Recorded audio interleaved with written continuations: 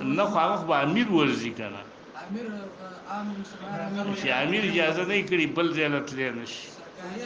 دا سر او کنه تا چې کوم بیعت امیر دی عام امام دی امیر دی حاکم دی باب ما جاء في بيعه النبي صلى الله عليه وسلم نبی علیہ السلام سره خلق بیعت کاو حدثنا سعيد بن يحيى بن سعيد الأموي قال حدثنا عيسى بن يونس عن الأوزاعي عن يحيى بن أبي كثير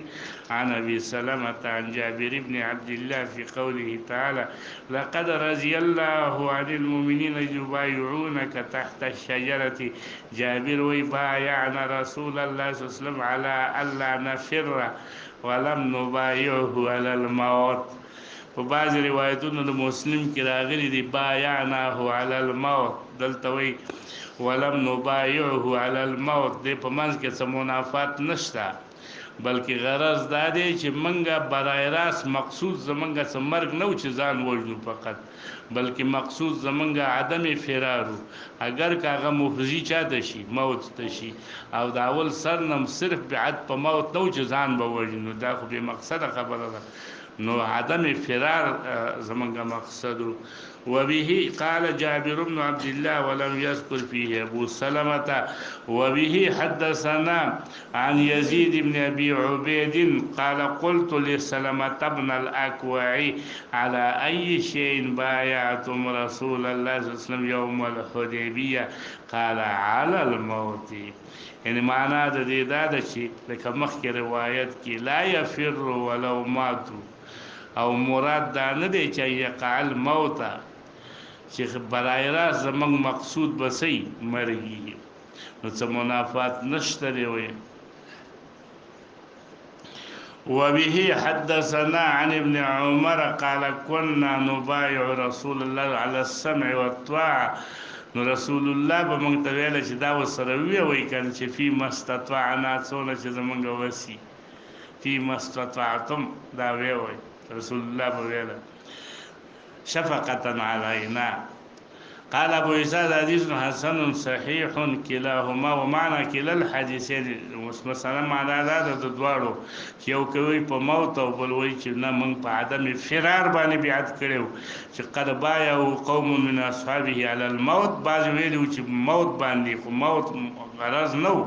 بلکې عدم فرار وانما قالوا لا نزال بين يديك من بتا سري حتى نقتل وبايعه اخرون فقالوا لا نفر وبه حدثنا عن جابر بن عبد الله قال لم نبايع رسول الله على الموت انما بايعناه على ان نفر باب ما جاء في نقص البيعه نقض البيعه بعد اوکو بیماته خپل خلیفہ سره بیعت ماته چې زدي نه مانو وبه حدثنا ابو عمار قال حدثنا وكيع عن الاعمش عن ابي صالح عن ابي هريره قال قال ثلاثه لا يكلمهم الله يوم القيامه ولا يزكيهم ولهم عذاب اليم رجل بايع اماما پر روایت د بخاری کی راځي لا يبايعه الا للدنيا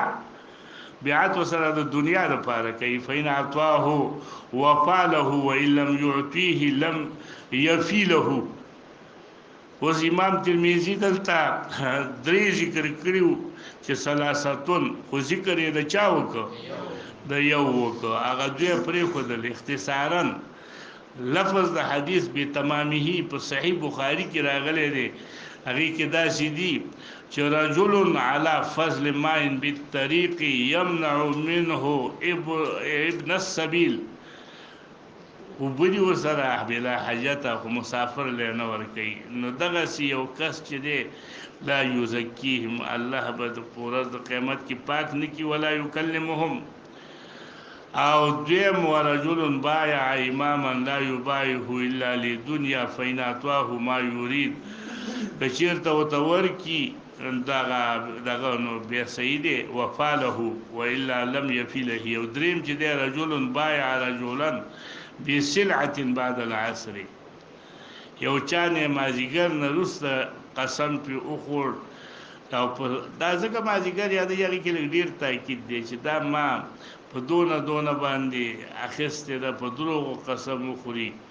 او حال دا دی چې په دغه باندې اخیستی نه وي. باب ما جاء في بيعة العبد غلام چې د بیعت کوو. وبه حدثنا عن جابر أنه قال جاء عبد فبايع رسول الله صلى الله عليه وسلم على الهجرة ولا يشعر النبي صلى الله عليه وسلم أنه عبد فجاء سيده فقال النبي صلى الله عليه وسلم وس بیرته د بیعت سره رسول الله نو غوښتل چې دا غلامان خپل مالک او کافر ته واپس کی نو ورته ویل بیعنیه فاشتراه بعبدين اسودين ولم يبايع احدا بعد حتى يسأله عبد هو. قال ابو عيسى حديث جابر حديث حسن. باب ما جاء في بيعة النساء خجبا بیعت کو رسول الله صلى الله عليه وسلم سره قولا بایعتو دا وس امیمه بنت رفیقه وی چې منګه بیعت کړو د الله د رسول صلی الله علیه وسلم سره ما بیعت کړو فی نسوتین نور خزر سره وی په نور خزو کې فی نسوتین فقال لنا رسول الله من طول خزو تویل چې دا وای فی مستطعنا څونه چې فی مستطعتن څونه چې تاسو وس کیږي دا وسره وی وی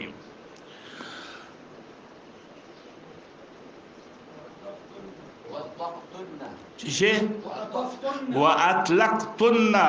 قلت الله ورسوله ارحم بنا منا بانفسنا. ها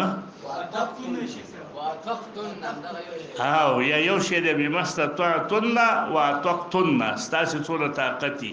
وای مونږ ویل چې وګوره د الله او د رسول مونږ باندې څومره د رحم والا دی مونږ په کې دا نه ویل او هغه ولاته په کې دا مو ویل چې فی مستطعتن اتقتن. قلت یا رسول الله بايعنا من سره بیعت وکا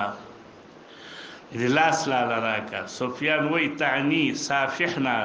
غرض د دې بیبي بداو چې من سره مصافحه باللاس وکا یعنی لاس لا لراکا. نو فقال رسول الله صلی الله علیه وسلم رسول الله صلی الله علیه وسلم وویل انما قولي ل100 امراه كقولي لامراه واحده. یوه ته چې ویل چې بس ما ته منظور ټول رسول ته منظور شو. او په بل روایت د نسائی کې راځي چې دی ورته ویل چې یا رسول الله صافحنا من سره مصافحه وکا. رسول الله صلی الله علیه وسلم ورته ویل چې انی لا اصافح النساء ز مصافحه د خزو سره نکوم. قال ابو عيسى هذا حديث حسن صحيح لا نعرف الا من حديث محمد بن المنكدر. نو مصافحه د خزې د سړي سره صحیح نه را دا جانب سره صحیح نه را. تاسو چې دا مولیانی فارغه شي دا مسله یاد کړئ د ماما زوی د ترور زوی د لیور سره د لیور زوی سره دی یو سره بملاس نه ملاوي او دا دغه چې وته وي د خور خاون نور داسې خپلوان دینه بلاس نه ورکوي د وړاندې نه وایي السلام علیکم ستړی مشي یا په خیر رالی. ځکه چې د مخ کار کول خبرې کول د دې مسله ډیره اخف د اختلاف پکې دی د فقهاو په حدیثو کې چې مخ کار کول خیر دی باک نه کوي خبرې کول خیر دی باک نه کوي سلام کلام خیر دی خلاص ملاول سری حرام دی. خلوت داغه سره ځان لدا حرام دی دا بنکه. قال وسألت محمدا عن هذا الحديث فقال لا أعرف لأميمة بنت رقيقة غير هذا الحديث وأميمة امرأة أخرى لها حديث عن رسول. باب ما جاء في عدة أصحاب أهل بدر شمار أهل بدر وعلى صحابات